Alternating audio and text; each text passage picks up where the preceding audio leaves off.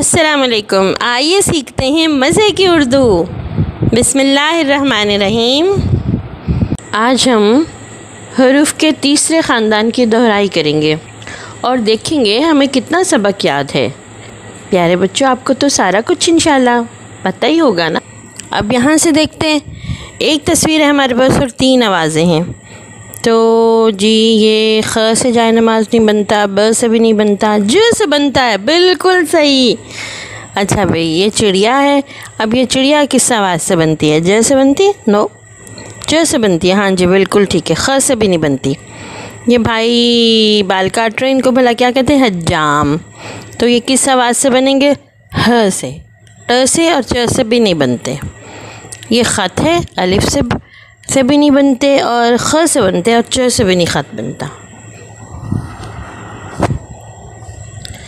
ये देखिए, अब यहाँ पे फिर हम अपना सबक दोहराते हैं।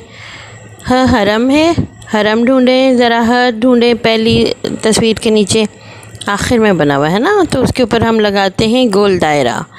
अच्छा, ये च चाबी है, तो इन 3 आवाज़ों में से हम च ढूंढते हैं। ये देखें, ये वाला, इसके ऊपर लगाएंगे गोल दायरा। और ये जहाज़ है, ये किससे बनता है? इससे भी नहीं बनता। ये ब है, ये स है, ये ज है, ज से बनता है। ये खरगोश है, तो ये च से भी नहीं बनते, न से भी नहीं बनते, ख से बनते। हाँ जी, बिल्कुल।